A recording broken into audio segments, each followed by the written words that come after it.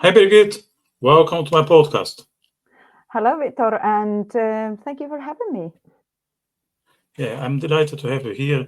And uh, main reason is, from what I could see on the internet, you really care about words. And to me, I do. like words are vital, to understand ourselves, to relate to others, to have a fulfilled life. So I think words are very relevant. And they are not always given the respect that they deserve. So I'm very keen to talk to someone who take them seriously, like yourself. So I wanna explore that. So talking about words, I'm not sure if I pronounce your name correctly. Is it Birgit or Birgit? Birgit. So I made Uh, it. yes. Intuitively, I think Mhm. there are some similarities when it comes to pronunciation in Portuguese and Estonian. Estonian is pronounced the way it's written. So, did I get yours correctly as well? You did. Yeah. That's a great starting point. Yeah, yeah, Yes. yeah. Yeah, I know about you, but usually people mess up with your name, or what's your experience with Uh, some people ask, but yeah, I've heard some interesting versions of my name, which is that? Any kind any of you want to share? sorry, Any variation you want to share? Just for fun? Bridget, Brigitte, Mhm. Birgit. So Birgit is my favorite. Yeah. yeah, so there've been a few, and I always appreciate when people ask, so how do you pronounce that? Yeah. And then I'll take time to explain. I got a life lesson, a valuable life lesson in March 2020. So after that, I always explain because there was a moment, and perhaps it's good to share that Mm. um, for other people who are going abroad and think that they'll come up with an easier version of the name for others to pronounce. So when I moved to Scotland, it was the very end of 2019. Then in the beginning of March 2020, I attended a creative business writing workshop, and it was facilitated by a writer, Jamie Johnsey, Mm. who's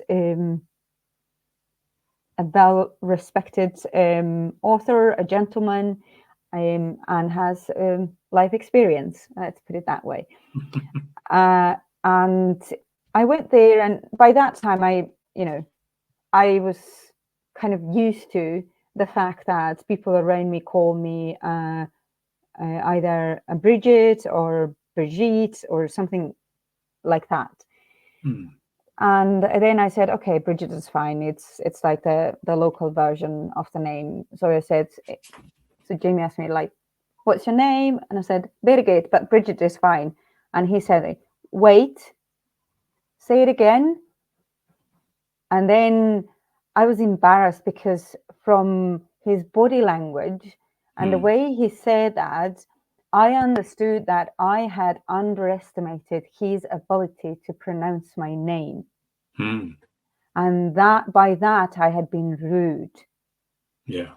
So it's like we assume that people can't pronounce our names when we go abroad.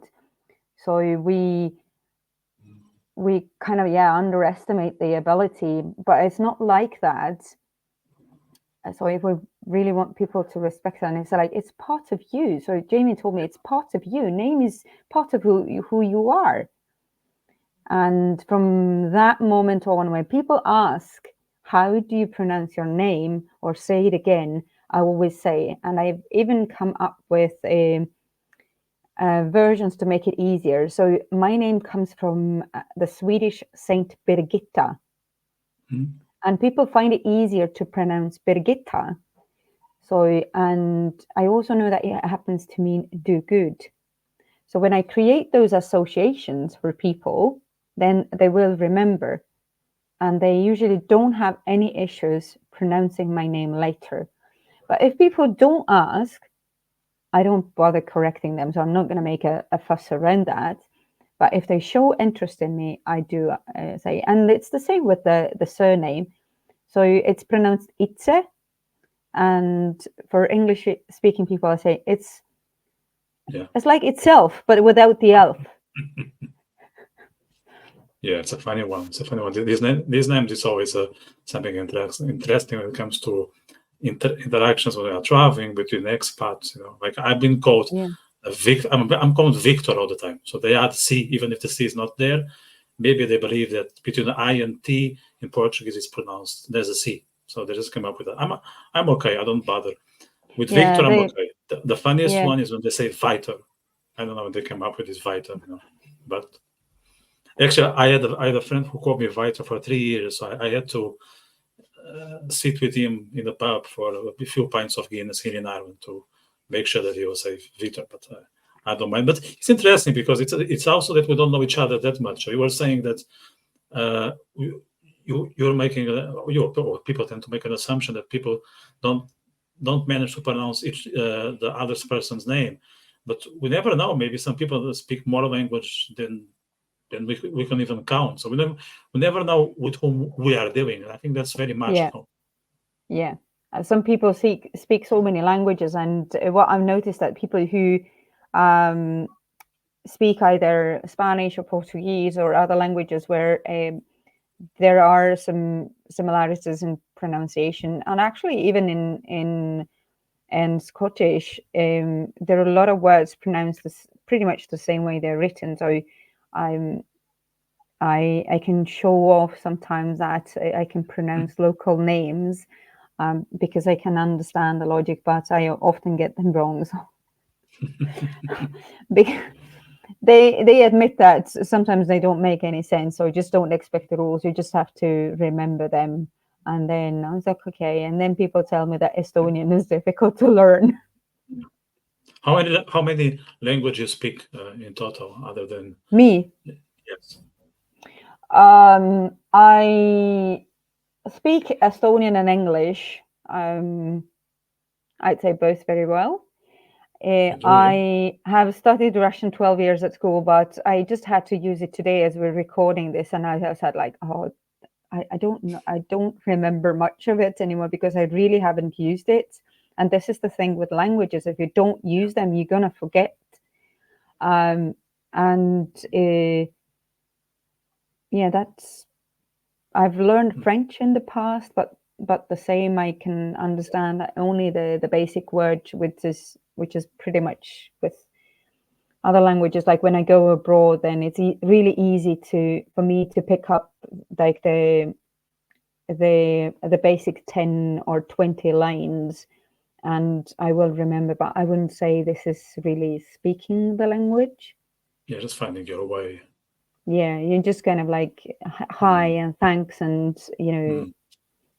bye and something like that. So just Mm. really simple things, which you can really pick up within a week. So Yeah. So when you are talking to yourself, I always ask these questions to expats. Like, would you speak in Estonian, in English, or depending on the topic? How is it? Or is it a decision, or it just happened? no, it just happens. I often feel like I have very little control of what language I'm using at the moment. So right now it's just easy because we are speaking in English. So obviously, if I'm having a conversation in English, then I'm thinking in English at the same time. At home, with my son, we are speaking both languages at the same time. It really depends on which word comes faster in which language. So, yeah, and we understand each other really well like that. Mm. It's grammatically absolutely incorrect, but I don't think it really matters at home. And what I've noticed is that when I'm here in Scotland and I'm really tired, let's say there are moments that I'm really tired and I'm lacking that kind of brain capacity to focus, and I'm kind of running on autopilot, then with people who are in my closer circle, then there is also that pattern that I might say some words or expressions in Estonian and without realizing that I just say that. Yeah. So I've had a couple of friends looking at me like, I'm not sure I just understood what you said. Do you want to repeat that in a language I can actually understand? And then, or sometimes I just, straight after I've said it, I've understood it. Okay, that's the wrong language. Because what happens when you're bilingual, I read a really interesting research about it, is that, let's say you're bilingual or you're multilingual, then all the languages are running in your brain at the same time. It's like all those programs in your computer. So it's just your brain is constantly switching between the languages, trying to pick the correct word. So there is a constant search going on for the correct word and correct language. So I've got two languages running in my head at the same time, you know, thoughts in two languages. But people who speak four languages, yeah, that's They're interesting. genius. Yeah. I mean, I speak free, so that's another level. For me, everything that is above free, it's a reason to for admiration, like more than free. Because I can understand you speak your own, then you speak English because we live in the 21st century, and maybe there's another language that is similar to yours, or you live in that country for a few years and still speak, or it's the language of your partner. You know, there is some reason. But after that, I think it's already like a good stretch. So I start with when people say I speak 4 or 5. Actually, I had a fellow here, Birgit, who was able to speak, I think it was 12 language. That was incredible. 12 language. You know, Yeah. I was so impressed. You know, I really very impressed. And does that change you? Does that change? Is there a different Birgit thinking and expressing herself in English and in Estonian? And if that change you, how much? Like, I wouldn't say that there is a different Birgit when I'm using different languages, but there is a different language. There is a different Birgit when I'm here in Scotland and when I'm in Estonia. So there is a difference there. Obviously, when I'm going over, then I'm adapting and respecting the cultural norms there. But still, you know, finding that fine line of staying also true to myself, because there's a reason why I live abroad, not there. And the same thing here, you know, being part of the local culture and community, but still keeping your own identity. yeah.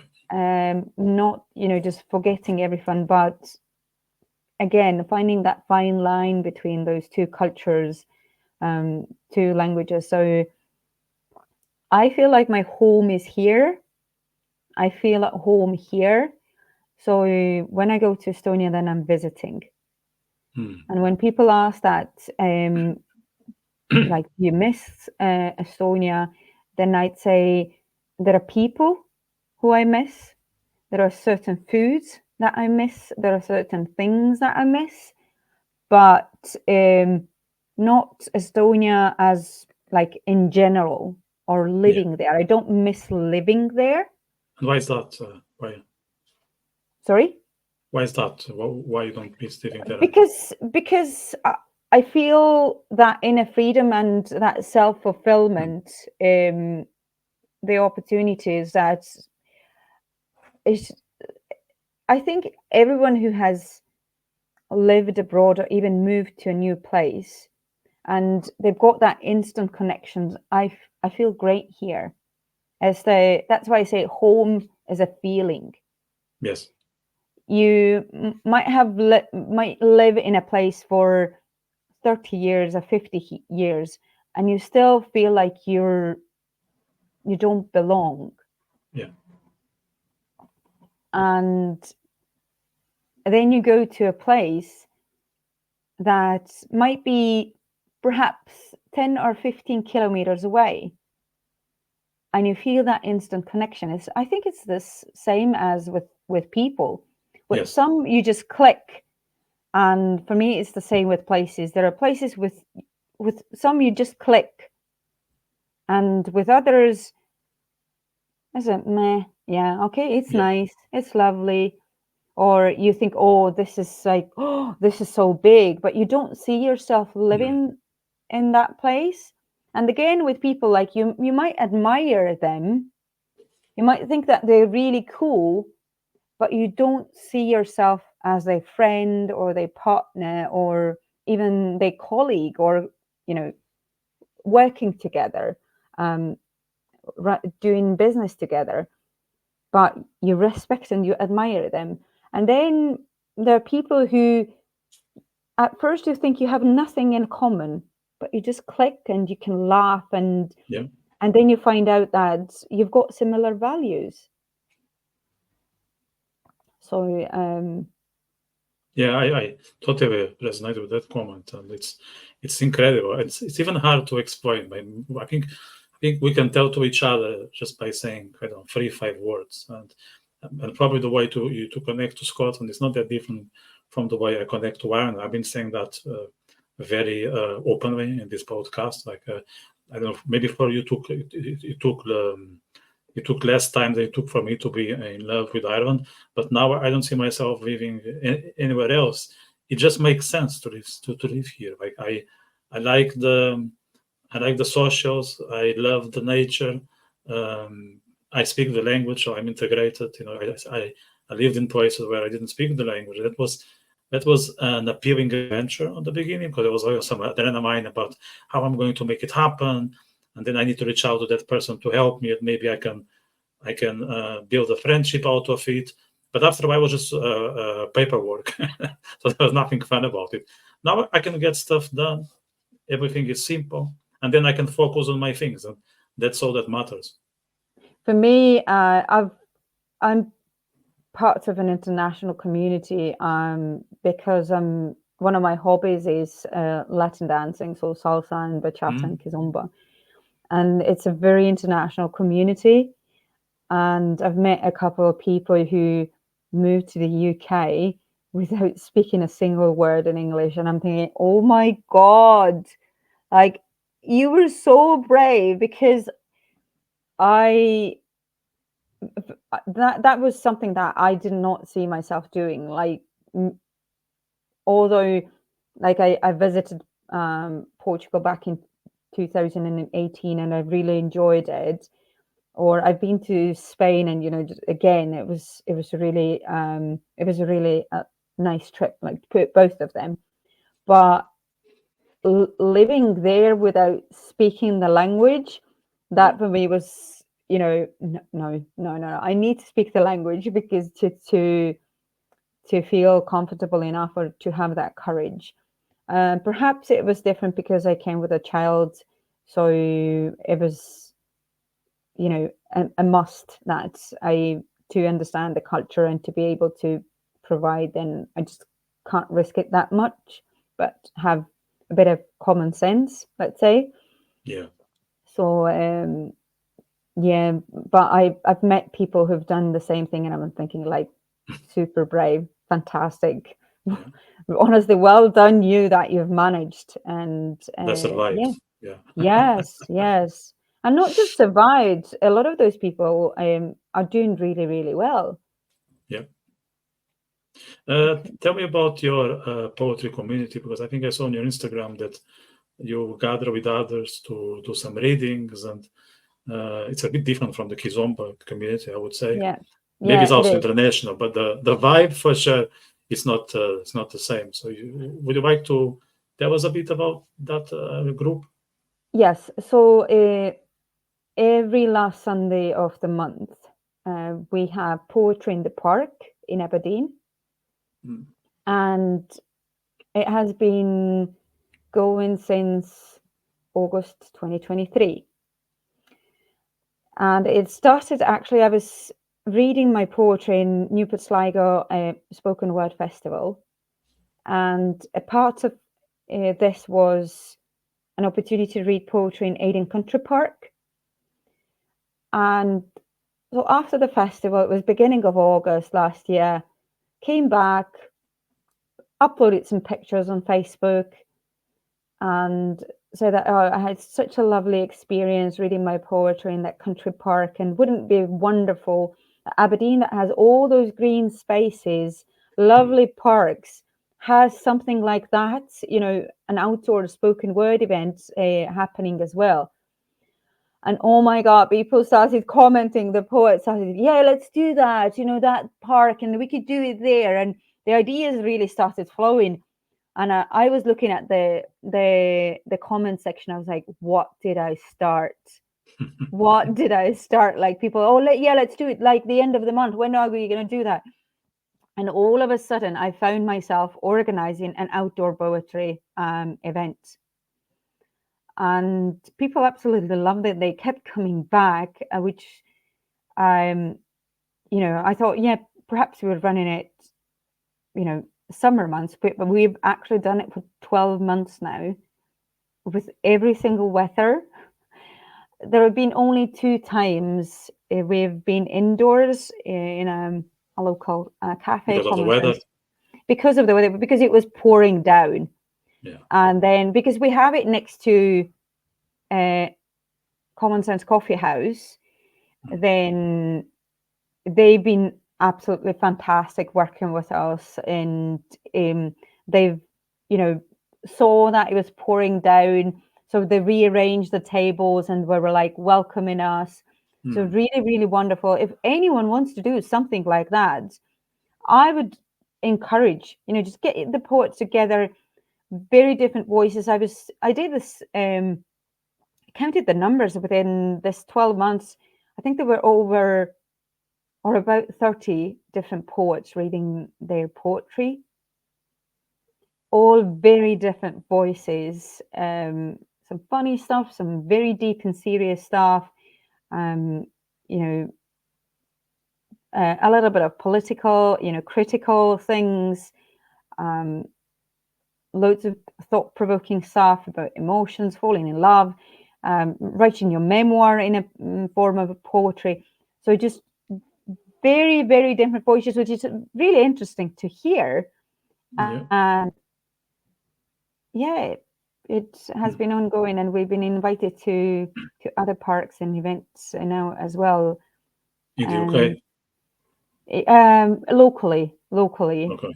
Yeah, because this event is just purely like volunteer stuff. People don't pay to attend, and nobody gets paid to organize. I've got another co-founder. I call it he's one of the cornerstones of the local poetry world, Finn Hall. So if someone wants to check out, he has monthly online spoken word events as well, like a block from the blue. So if anyone wants to start and trying out reading their own poetry, check his page out and start. This is how I started. I never did spoken word before. I participated in Finn's online spoken word event. So, and then it's actually in September we've got some guests coming over to perform in Poetry in the Park, and in October we've got a poet from the US joining us for the Poetry in the Park, which is absolutely fantastic. I did not see that coming when I started that. I see myself as a co-founder, and it's not just my event, it's our event, because if people wouldn't join, then there wouldn't be any event. Yeah, it's all about people at the end of the day, you know. And I was just thinking here while we were talking, there was one thing I never thought about poetry, which I think it's fascinating. Like I write different things. You know, I write poetry, I write memoir, fiction, so on and so forth. And I think like most writers or most artists, we hate to be interrupted, but things happen. We are not living by ourselves. So it can be our partner, can be our pets, can be the neighbor, can be basically anyone. But I would say I'm not as annoyed as I am when it is writing poetry, because I think there's more intimacy about it. Let's say if I'm writing an article, because I write about football as well, then it's fine because it's very much mundane. No, whereas the poetry tends to be about your emotions, so you are kind of exposed to yourself in a way you are not when you are writing other stuff. But on the other hand, you are much more likely to read your poems to others than you are going to write your article about the football match, because people prefer to read it. So there is this, I'm not sure if it is a contradiction, but it is kind of paradox between the intimacy of writing it and the appeal of reading it to others. And I found it fascinating. What are your thoughts about that? Yeah, but there is also different forms of poetry. There is spoken word poetry that sounds differently than what is called page poetry. That is Yeah. meant for, you know, what someone else just reads for themselves and perhaps is never spoken out loud. But the spoken word poetry is meant to be read out loud. So it is written a bit differently, the pacing, the sounds, perhaps the, you know, even rhymes. It doesn't mean that you can't read poetry that is page poetry. You definitely can, but there's, if anyone interested, then just Google spoken word poetry and then look for performances. There's plenty on Yeah. YouTube as well. And yeah, so that there is a bit different, but I think you're right, because when I think about myself writing poetry, then for me poetry is a form where I will talk about things I would not write in prose, like in my creative nonfiction. Hmm. Emotions are definitely stronger.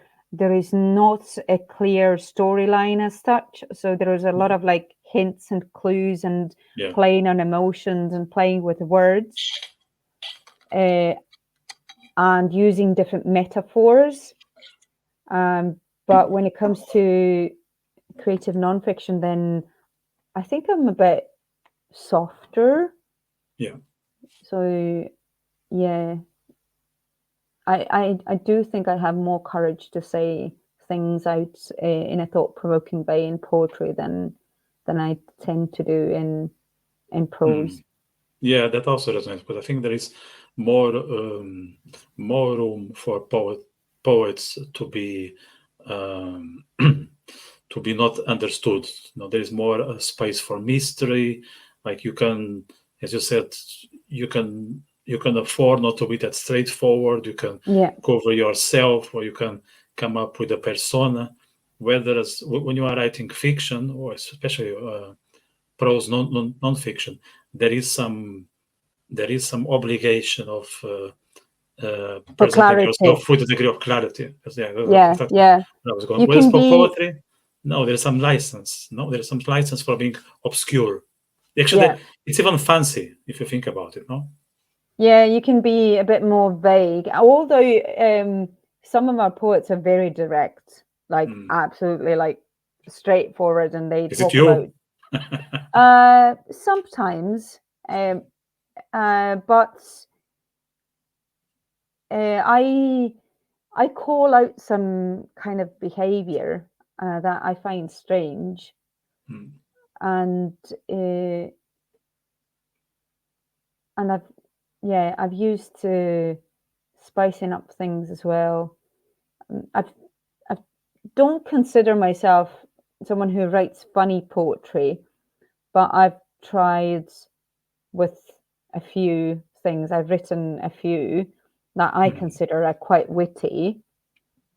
So yeah, I've tried that as well. I experiment a lot more in poetry than I do in prose. Uh, and before you were asked which language do I prefer to write poetry, then it's the same thing. Like I feel like I can't choose, Hmm. you know, the language, but the poem decides the language, and actually the message in me or something that urge in me to express myself chooses the language and the form. So when I start writing and I feel that kind of like, oh, I need to write about this, Yeah. then I start writing, and then as the lines come out, then I understand, oh, this is going to be a poem in English, or this is going to be a poem in Estonian, or this is going to be a short story in Estonian, or this is going to be a short story in English. So it happens on the page, and then as I write, I'll find out that, okay, you've chosen this form this time. And sometimes I do both. I write a poem first, and then comes a story as well around that. Or sometimes it's the opposite. The story comes first, and then I want to really condense it and just create that punchy message, and then I'll transform it into a poem. Yeah, there is a Portuguese poet called Eugênio de Andrade, and one of his verse says this: the first verse is a gift, and the rest is work of the poet. I just translated it now, if it is exactly like that, but I think you get the message that something is given to you, and then the way forward, it's on you, basically. And I think it tells that writing poetry it's not always a decision, and I think most times it's not. Whether with prose, you can say, okay, I'm going to write about I don't know, the park in Edinburgh, or I want to write about a weekend in Brussels or in Sicily, But the poetry thing is different. It's like something that is happening, and you kind of need to set aside everything around you, and you need to write it right away. It might not be the final version, but you need to do something out of what's going on with you. There is an urge, right? So let's say if you are writing prose, you can just write a few notes, and then you may write it tomorrow. You may write it on the weekend when you have more time, or when you are on your own. But if it's poetry, there is some urgency about it, I think. For me, it's either or. Like it's the same with the creative non-fiction or flash fiction, as they call it as well. I feel that urge both times, and as you know, the podcast is also about words and the way we're using them. Then regarding writing, then I'm so passionate about it, and until the end of November last year, I was like, I love writing so much. I literally don't know what I would do if I couldn't write. And I just kept saying that same sentence. I don't know what I would do if I, can't write anymore one day. And then the last day of November, 2023, I fell on a black ice, and I landed on my right hand, tried to stand up, fell it on again. And I had like a multi-injury. So I was, one of the bones were broken, so it needed adjustment. And I was in a splint for 6 weeks. Ooh.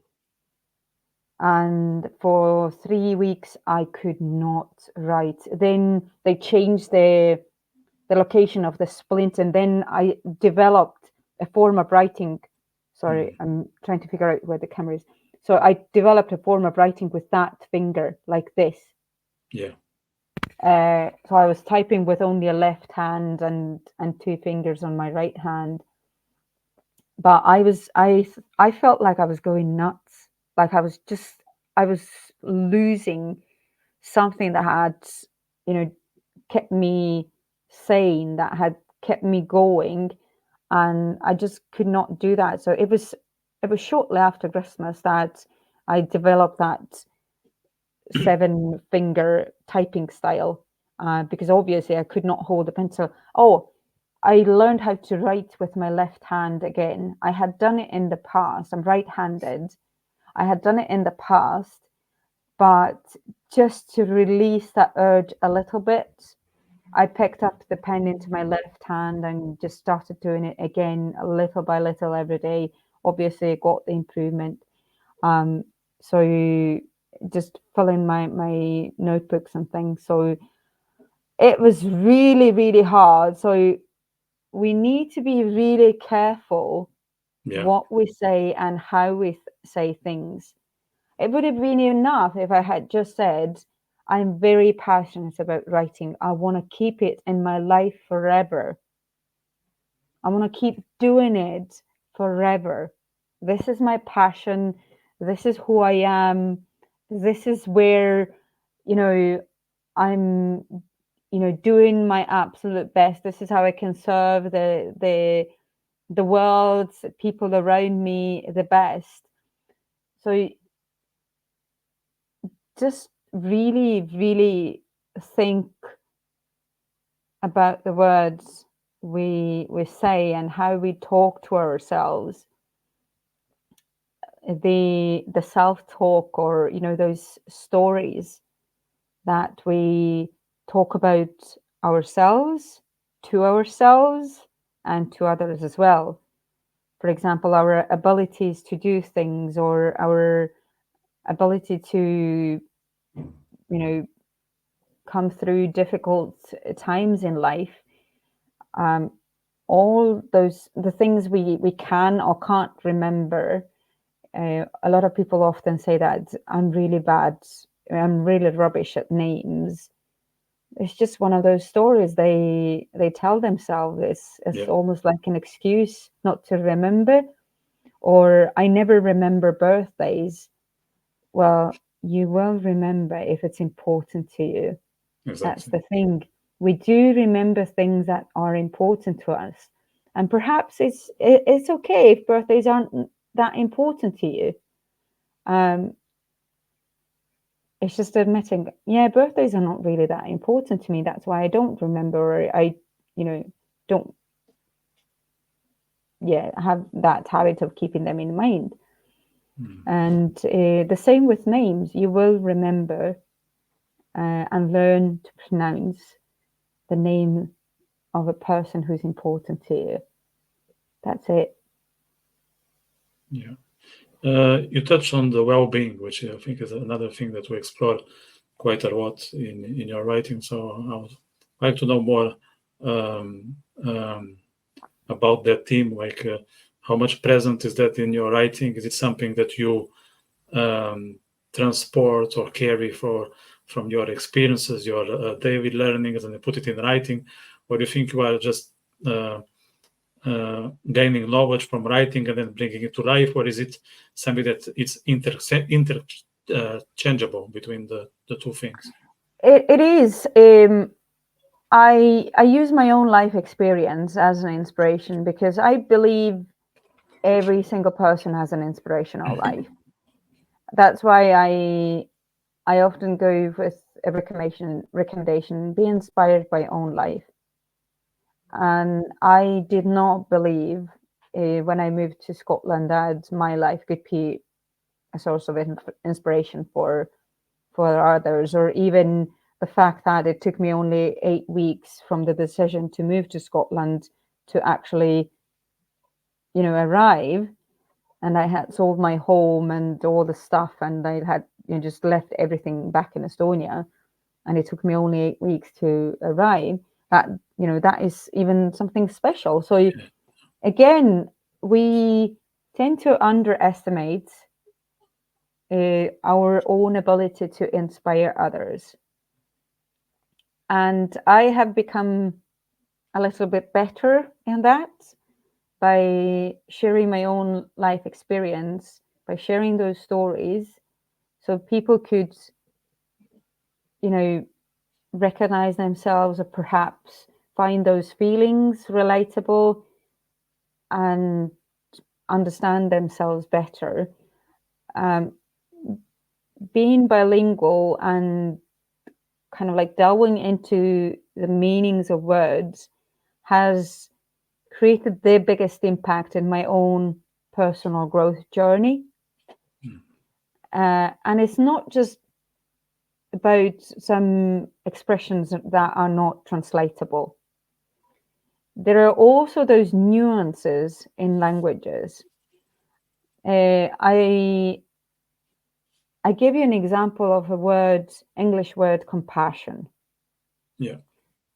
That was a huge struggle for me, because I looked it up from the dictionary and it did not make sense to me. It did not make sense to me because people recommended me just be more compassionate towards yourself. And the reason why this word didn't make any sense to me was because the word has the same meaning in Estonian as the word condolences. And with every word we say, there is a picture that comes to our mind.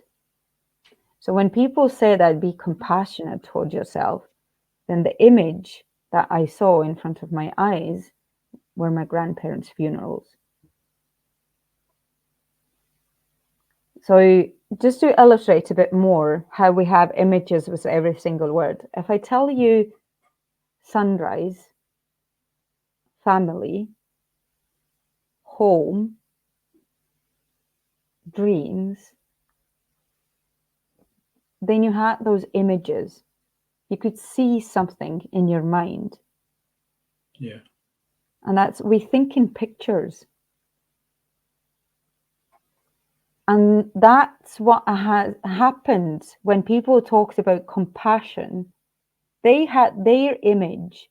My image was completely different because there wasn't a word, and it was actually used the same word as condolences in Estonian language. And I mean, just made no sense in my head. Like, why?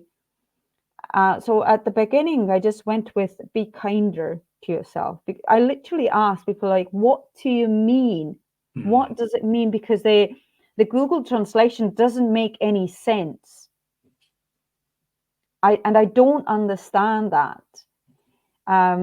Later, I discovered that there is a more archaic word in Estonian to describe compassionate, and I have started using and recommending to other people. Actually, there is a word that is better for that. But language is a living organism, so the meanings of words do change over time. Dictionaries are updated every year. Yeah. Hundreds of words added, hundreds of deleted based on the use of language, how people use those words in which context.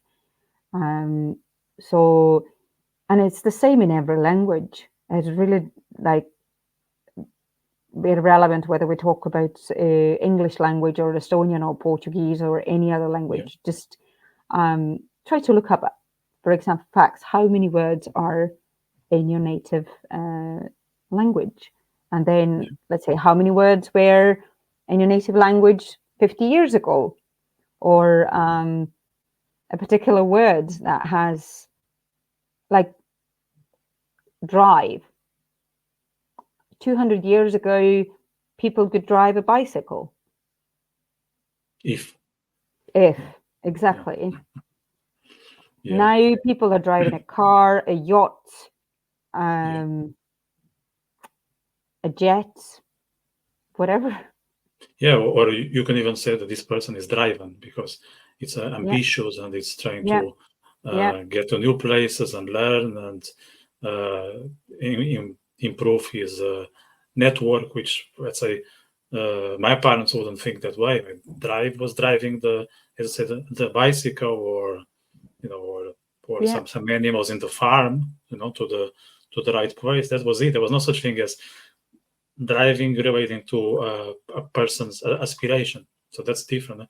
The one I could relate to yours, I was just thinking here, is the word challenge. So Portuguese challenge, we always take it in a positive way, like challenge accepted. Let's say we need to make it happen, and I say, okay, it's going to be difficult, but I can say challenges accepted. But in English, they can say, there was some challenges to get it done, no? Which means there were some problems. But for us, challenge, okay, that there's a problem there, but it's something that you are willing to take in and try to overcome, no? Whereas challenges, in English, it can mean that, let's say we are not having it, but let's say we are having technical problems in this podcast. And I can say, in the end, Birgit, it was great, but we had some technical challenges, and it's nothing related to the way I used to perceive challenge. But I also think that it also has to be with the culture. So I say when you think in English, maybe you it kind of shift your personality, and if you think in your own, you go back to certain patterns that sometimes you are not even aware of because it was the way you are built up. But of course, if you because I think you are someone who really make some effort to be aware of the person you are and how you act with others, you probably are going to catch those patterns. But some of them are just there, and you are okay with those. But some others are just part of talking to in a different language with people who were brought in a totally different context. So that's even the, let's say, the way we manage expectations. Like for me, the way people look forward for something in Portugal is very different than they look forward for something in Ireland. People tend to be more patient. They understand there's a pace. They are not that pushy. And as in the Mediterranean, it's not like that. We have the reputation of being lazy, and maybe we are. But when you want to get things done, people get very emotional. Then sometimes they even go over the top. Whereas here, you don't invade other people's space, so you are not going to ask, let's say, for an update or where are you, what's going on. You just ask something randomly. So it's very funny how you even change the way you act with others by picking a certain word. Definitely it does, because language is representing a culture, so it's just not words. When people say, oh, these are just words, then I'm thinking, no, they're not. Yeah. Firstly, they are a reflection of your thoughts, of your being, of your values, but they also represent your culture, your whole background, the way you use them, and the way, basically the way you think about things, about life, about other people, what you appreciate. So words are never just words. No. And you were talking, and it's funny, you were talking about self-talk. And I think one thing that people don't realize is the person they talk to more often is themselves. Like it's impossible to talk more to your partner, maybe to your pet you talk more, because if you have a pet you are crazy about it. At least that's my own experience. I talk more to my pet than I talk to myself. I have more photos of him than I have of mine, but it's just no pets. They're just very special. But other than that, or jokes aside, we keep talking to us, so we need to be very, very mindful of the words that we are using and the tone and the way we are approaching ourselves. And the words are vital, because the words are going to tell what's the vibe of what's happening. They are they are essential. And it is to recognize what you're thinking. The majority of thoughts just goes unnoticed, and to learn to notice your thoughts better, there is no better way than writing. Yeah. But it's the scariest thing to do for many, many people. It's scary to start. It's scary because there is a fear that someone might read them. There's also the fear that maybe someone won't read that. And it's not rare that these two fears are at the same time. Yes. There's also the moments where people get stuck, and they, even when they're writing just for themselves, for their own well-being, they still feel like they're writing it the wrong way. So I just remind them that there's no wrong way of being you. But what writing does is it enables you to look at your own thoughts, like literally you can face them. I already mentioned that it is slowing down your thinking and helping you notice what you're thinking. And it also helps you understand what ways of thinking are good for you and what really aren't. But doing that exercise is very, very scary for others. Some people call it journaling, some people call it morning pages. I have been doing it for months and months now. Just it's part of my morning routine that I write 4 or 5 pages, and it is about clarifying what am I thinking, how do I want to think. If there's a bit of anxiety, then I just let it all out. And at the moment of writing, I really don't care if anyone's going to ever read that or not. For me, it's just a way to safely unload my thoughts, kind of like a brain dump thing.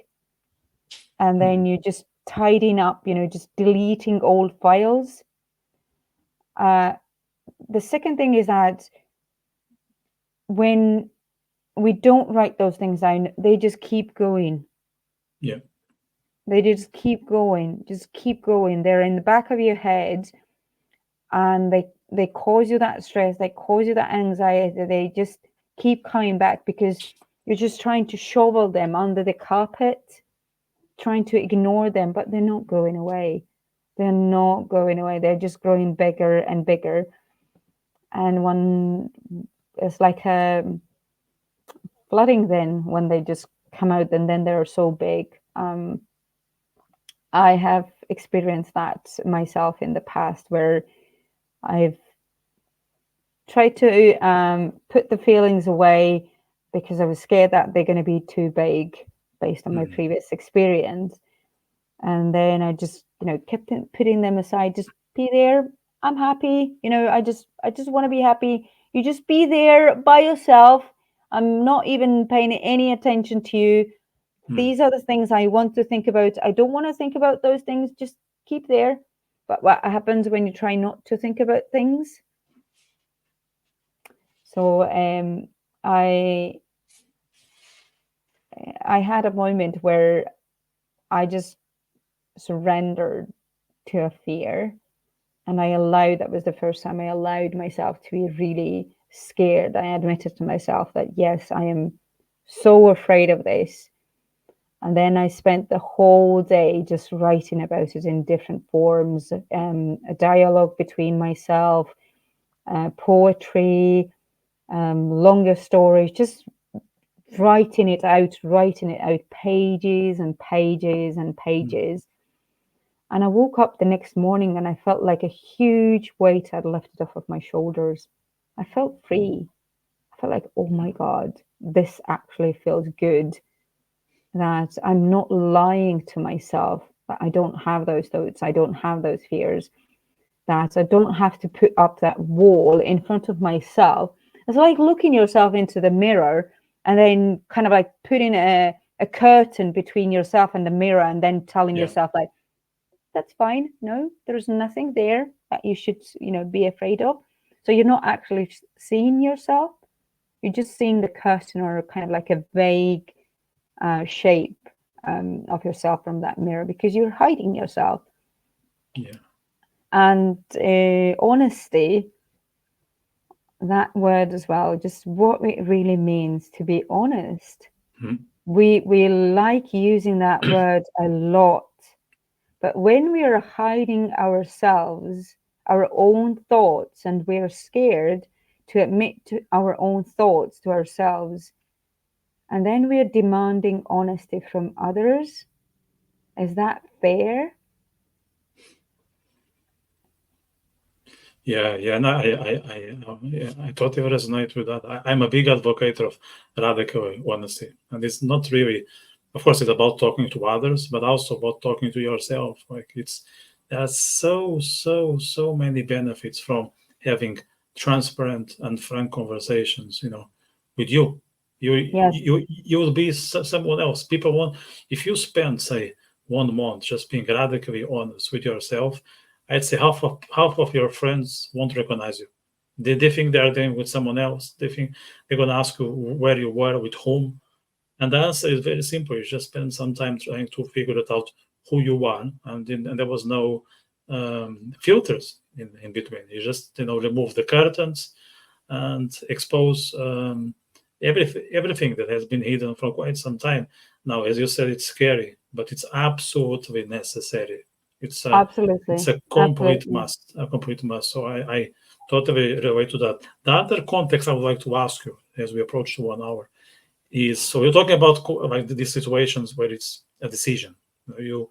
Let's say you say, okay, in the morning I'm gonna, let's call it journaling just to make it easy, write down what's going on with me, just trying to get some clarity. But that's something that you put in your schedule, or let's say if you find 5-10 minutes. But there is another tricky circumstance, which is when you are sleeping.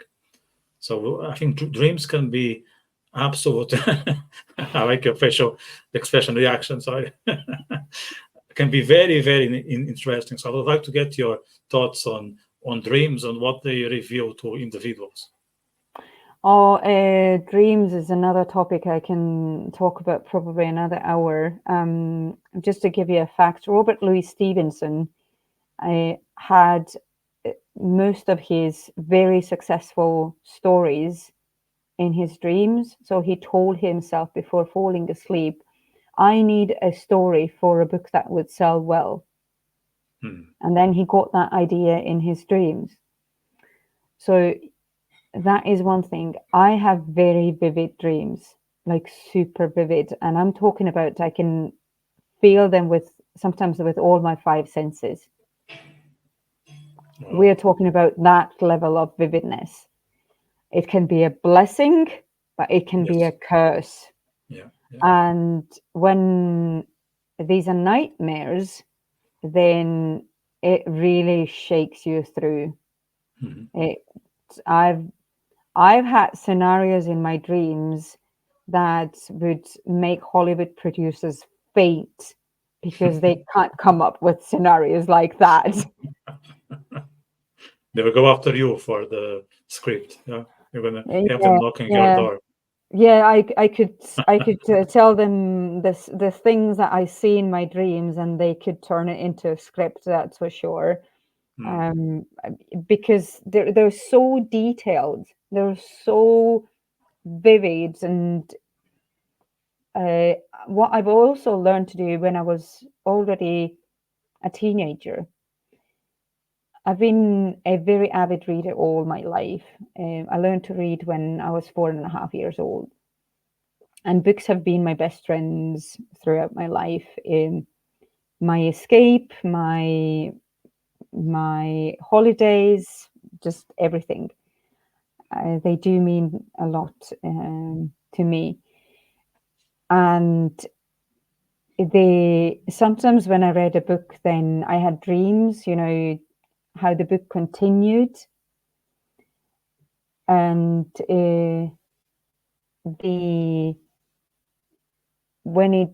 I started writing down my dreams because I had nightmares already as a teenager. So I started writing down my dreams, the good ones and the bad ones. So I had a journal for my dreams that I saw during the night, and I still have it. And then I read from one of the book or articles how you can change the course of your dream. Let's say there is a nightmare and it just keeps coming back and it just keeps coming back. And then there is a point where you can kind of like step in and change the course of events. So I learned how to go into my dream and tell myself, oh, this is a dream. Oh, this is the moment I want to go back. So let's say I woke up like sweating or crying, and then I just replay that dream when I was awake. And I was thinking, okay, what is the moment where I could change things and how I want to change them? So that happened when, in the middle of the night, I was awake. And then I planned the whole dream when I was awake. And then I told myself, okay, this is how this dream is going to evolve now that I'm going back to sleep. and I'm going to, see as it continues, because this is usually what happens. You wake up in a nightmare and you go back to sleep, and it kind of like comes back to you the same way. At least it happened to me. So that's why I did it. And it worked. It actually worked. And I've done it ever since then.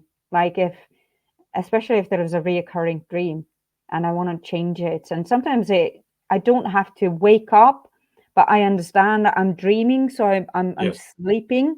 So I go into that dream, understanding that, okay, this is a dream. I'm not actually awake and this is not really happening. So, okay. And then you just kind of like start playing chess with your own dream. That's really interesting.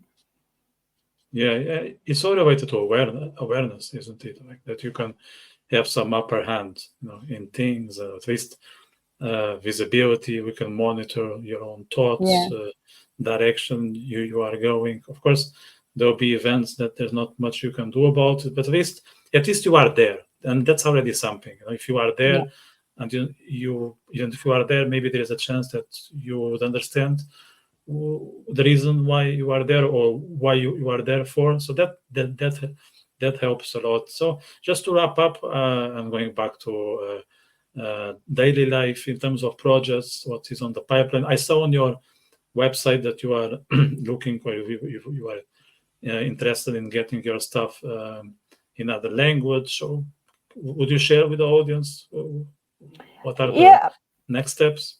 My next steps are something that I'm not allowed to speak yet, but if you keep an eye, if you keep an eye on my socials, if you keep an eye on my website, it will be there soon. That will be something that I'm looking forward to do already this year. And when it comes to translations, if you think that there's, a way that this book could really speak to people in other countries, I'm always up for translations and working with other. What author wouldn't like their work to be translated into other languages? I certainly do. I would love that. So yeah, if there is something like that happening, then please send me an email. I would love to hear about that. I also work as a developmental and content editor for books and as a ghostwriter. And my speciality as a ghostwriter are memoirs, so inspiring life stories, and also business books. So it's your professional knowledge turned into, whether it's a guidebook or something people can learn from. Let's say how to build up a business, or how to do this or do that, or how to groom the dogs, whatever your expertise is, so that I can help. And ghostwriter is a person who writes the book for you, and you will be the author. You will get the royalties, your name will be on the book cover, but ghostwriter will do the writing for you. Just to clarify that. And I'm working on a couple of books myself, but I don't have any dates of publishing yet. I bought 4 books out myself, and I've been a ghostwriter for a few more.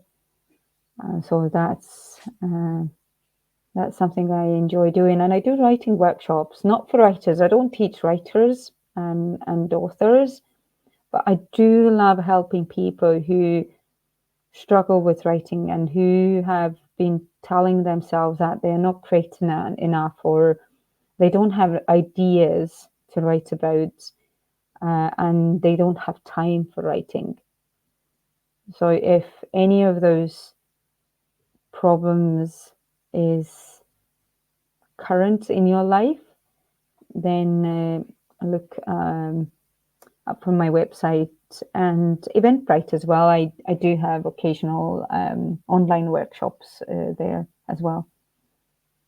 Yeah, that's already a lot. So I'm going to put the link in the description for people who may be interested or know someone who may be interested in working with you. I think there is a bunch of initiatives which are relevant for different people. So those who are translating, those who are willing to have their memories out there, but they need that third hand to help, or maybe someone who will give you a hand on how to be creative and organize your routine and all that. So I think that's quite a lot. Are you going to show us something? Yeah, I'm showing this. So that is a book that was published in December 2022. And that is a book I encourage everyone to write. So that is based on the English alphabet. But you can do it in any of the languages. So what I did, I took every single letter, because we've talked about words. And this is a book about meaningful words for me and for you, because there is space for you to include your own meaningful words. So what I'm asking you to do, Victor, is tell me a letter from an English alphabet. A letter from the English alphabet. So I'm going to say letter M. So letter M has a picture of castle ruins. You would have to look up for that. The book is available on Amazon. And the text beside it is M as in mind. What comes to mind when you think about the mind? Mind you, it has so many meanings. I don't mind meeting my mind while minding my own business. Do you? Multiple meanings give more combinations to play with. Memorize meaningful moments. So that is the type of Very inspiring. Thank you. Creative nonfiction that I write when you asked about like how do I write. So that comes naturally. That just flows out of me. It's a very easy as writing poetry. Yeah, look, I saw a couple of things about that book and I was interested on it. And now that you read that passage, I'm even more curious about all the other letters. I could be here another hour just telling the rest of the words, but for the interest of time, we won't do it. But best of luck. I hope you find translators and partners and all sorts of people willing to work and develop ventures with you, because I think you have a lot of enthusiasm. You are genuine, which I think are two excellent qualities, especially when they thank you. are on the same person. So best of luck with that, and thank you for the chat. It was also very inspiring, and I hope we can also inspire some of the viewers. I'm sure we will. Thank you very much for inviting me. I had a blast. Great. Okay. Have a good one. Bye-bye.